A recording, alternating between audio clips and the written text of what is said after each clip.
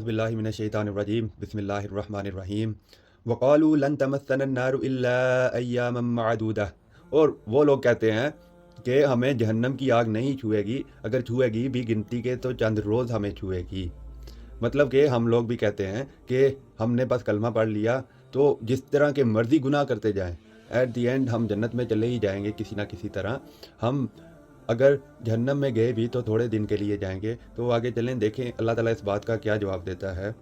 قل اتخذتم عند اللہ عہدا، اللہ تعالیٰ کہتا ہے ان سے پوچھو کیا اللہ نے ان سے کوئی عہد لے رکھا ہے، کوئی وعدہ لے رکھا ہے اس بات کا کہ تم جو کچھ مرضی کرتے رہو ایٹ دی اینڈ جنت میں چلے جاؤ گے، تم جہنم میں گئے بھی تو میں تمہیں تھوڑے دن بھیجوں گا۔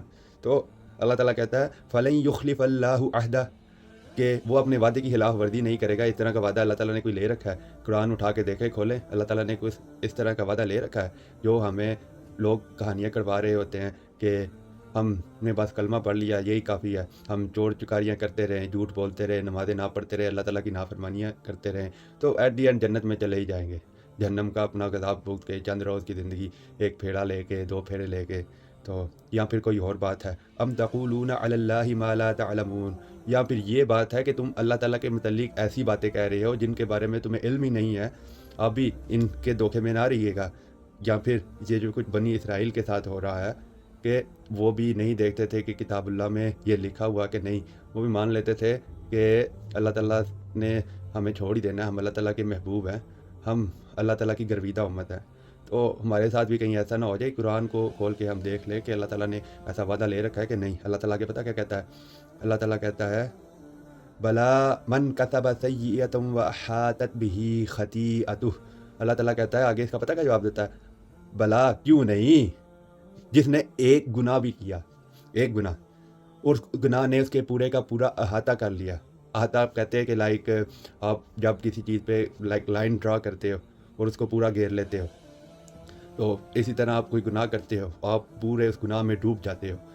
تو اس کے بارے میں اللہ تعالیٰ کیا کہتا ہے، دیکھیں، ایک گناہ کی بات ہو رہی ہے، فَأُولَٰئِکَ أَصْحَابُ النَّارِ، تو ایسے لوگ وَلِعِیاذُ بِاللَّہِ تَعَالَیٰ، ایسے لوگ جہنمی ہیں۔ ایک گناہ کر کے اس گناہ میں پورے کے پورے ڈوب گئے، ایسے لوگ جہنمی ہیں۔ اچھا، صرف جہنمی نہیں، ہم فیہا خالدون، وہ رہیں گے اس میں ہمیشہ ہمیشہ کے لیے، چند دن کی بات بھی نہیں، ہمیشہ ہمیشہ کی جہنم۔ اللہ تعالیٰ نے یہ وعدہ ہم سے کر رکھا ہے۔ ہاں، یہ اللہ تعالیٰ کا قرآن کہہ رہا ہے کہ جس نے ایک گناہ بھی کیا، ایک گناہ کیا اور اس گناہ میں پورے کا پورا ڈوب گیا، تو ایسے لوگ ہمیشہ ہمیشہ کی جہنم میں رہیں گے۔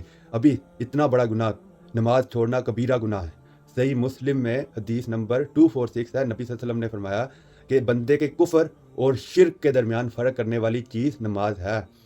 تو دیکھ لیں ہم میں سے کتنے پرسنٹ مسلمان نماز پڑھتے ہیں اور پوری زندگی میں وہ کبھی بھی نماز پڑھنے کا ارادہ نہیں کرتے، یا پھر جمعے پڑھ لیتے ہیں۔ تو جو لوگ اس گناہ میں مکمل شریک ہو جاتے ہیں، کلمہ تو انہوں نے بھی پڑھا ہوا ہے، اللہ تعالیٰ کیا کہہ رہا ہے کہ جنہوں نے ایک گناہ، یہ تو بڑا گناہ ہے، چھوٹا گناہ بھی جون سا مرضی گناہ، اور اس میں پورے کا پورا ڈوب گیا، تو اس کے لیے جہنم پکی، ہمیشہ، ٹیمپوریری بھی نہیں۔ اور اس کے آگے اللہ تعالیٰ ان لوگوں کے بارے میں بتائے گا کہ جو جنت میں جانے والے کون ہیں۔ والذین آمنوا وعملوا الصالحات، اور جو لوگ ایمان لائے اور عمل صالح، نیک اعمال کیے۔ صرف ایمان لانا کافی نہیں ہے، اللہ تعالیٰ نے یہ بھی بتا دیا، اس کے ساتھ نیک اعمال بھی کرتے رہے۔ ابھی اللہ تعالیٰ کے احکامات کو ماننا، یہ بھی نیک اعمال ہے، برے کاموں سے بچنا، یہ بھی نیک اعمال ہے، لوگوں کو بھلائی کا حکم دینا، یہ بھی نیک اعمال ہے، لوگوں کو برائی سے روکنا، یہ بھی نیک اعمال ہے۔ یا پھر بندہ اس دھوکے میں نہ رہے کہ میں خود نیک، مطلب کہ عبادات کرتا رہوں، یہ صرف نیک اعمال ہے، یہ نیک اعمال صرف نہیں ہے۔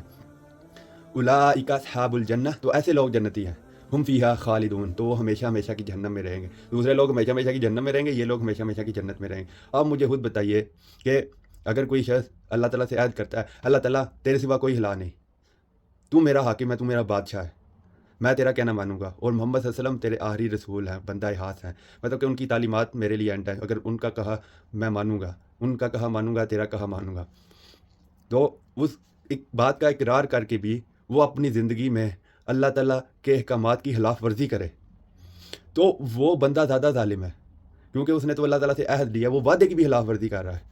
ہم اللہ تعالیٰ سے اپنی طرف سے وعدہ بنا رہے ہیں کہ اللہ تعالیٰ بہت غفور الرحیم ہے، اللہ غفور الرحیم ہے، ان لوگوں کے لیے غفور الرحیم ہے جو گناہ جن سے ہو جاتا ہے، نفس سے مغلوب ہو کر، جان بوجھ کے نہیں کرتے اور نہ اس پہ اکڑتے ہیں، اور اس کے بعد توبہ کرتے ہیں، اللہ تعالیٰ سے توبہ کرتے ہیں کہ ہم انسان ہیں، خطا کا پتلا ہیں، ہم اپنے نفس سے مغلوب ہو کے گناہ کر بیٹھے ہیں، اللہ تعالیٰ ہمیں معاف کر دے، اور اللہ تعالیٰ کی طرف رجوع لاتے ہیں کہ ہم آئندہ کے بعد نہیں کریں گے، وہ اپنا پورا کانفیڈنس اللہ تعالیٰ کے ساتھ شو کرتے ہیں، تو اللہ تعالیٰ بھی ان بندوں کی طرف رجوع کرتا ہے۔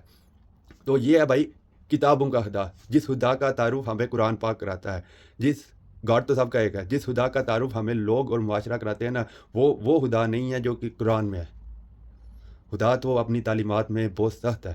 اللہ تعالیٰ تو صرف ایک گناہ کا کہہ رہا ہے کہ ایک گناہ کر کے اس گناہ نے اس کا پورا احاطہ کر لیا تو وہ ہمیشہ ہمیشہ کی جہنم میں۔ تو بھائیو اس دھوکے میں نہ رہیے گا، اللہ تعالیٰ کی قرآن اور اللہ کے نبی کی سنت کھول کر دیکھ لیں، آپ کو کوئی ایسی بات نہیں ملے گی۔ جزاک اللہ، اللہ تعالیٰ آپ سب کو جزائے خیر عطا فرمائے۔ اللہ حافظ۔